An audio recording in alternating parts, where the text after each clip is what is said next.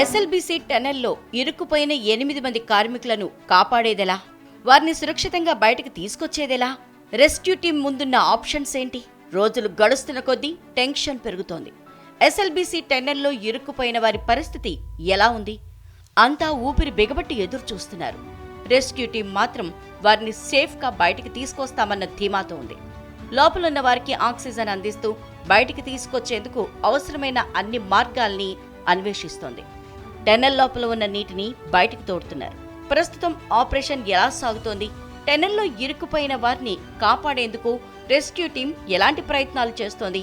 మా కరెస్పాండెంట్ వాసు వివరాలు అందిస్తారు.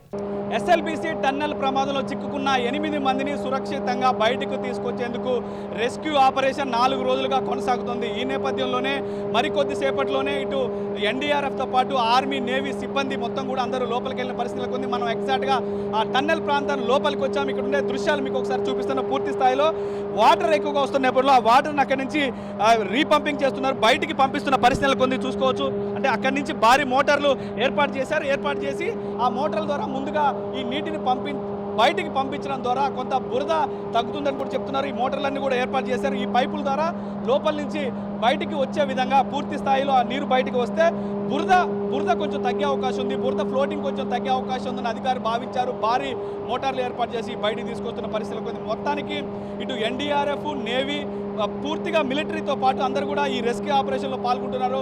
ఈ కన్వేర్ బెల్ట్ని ఎలాగైనా రీస్టార్ట్ చేయాలని కోరుకుంటున్నారు. ఎందుకంటే కన్వేర్ బెల్ట్ కనుక రీస్టార్ట్ అయితే లోపల ఉన్న బురదని కొద్దిగా ఈ కన్వేర్ బెల్ట్ ద్వారా బయటికి పంపించే అవకాశం ఉంది. కానీ ఎక్కడైతే టీబీఎం పూర్తిగా ధ్వంసమైందో ఈ కన్వేర్ బెల్ట్ అది లింక్ ఉంటుంది. సో ఆ లింక్ను తప్పించి ఈ కన్వేర్ బెల్ట్ని కనుక మళ్ళీ పునరుద్ధరించితే అక్కడి నుంచి ఆ బురదను బయటికి తోలే అవకాశం అయితే స్పష్టంగా కనిపిస్తుంది. దీన్ని ఏ విధంగా ఆన్ చేయాలి, దీన్ని ఏ విధంగా బయటికి దీన్ని రన్ చేయాలన్న కోణంలో పూర్తిగా ఇక్కడికి వచ్చిన ఇంజనీర్లు కావచ్చు వాళ్ళందరూ ఒక మిషన్ తీసుకొచ్చారు. మరికొద్ది సేపట్లో ఆ మిషన్ని లోపలికి తీసుకెళ్లి దీన్ని ఎక్కడికైతే కట్ అయిపోయిందో అక్కడ కట్ చేసి అక్కడి నుంచి మళ్ళీ ఆ మిషన్ ద్వారా రీస్టార్ట్ చేయాలని ఒక ప్రయోగం అయితే చేస్తున్న పరిస్థితులకు ఉంది. మొత్తానికైతే 4 రోజులుగా 8 మంది లోపల మృత్యువుతో పోరాడుతున్న పరిస్థితులకు ఉంది. సో వాళ్ళందరికీ ఇప్పటికే ఎయిర్కి సంబంధించి గాలిని పునరుద్ధరించారు, పూర్తిగా బ్లోయర్లు ఏర్పాటు చేశారు.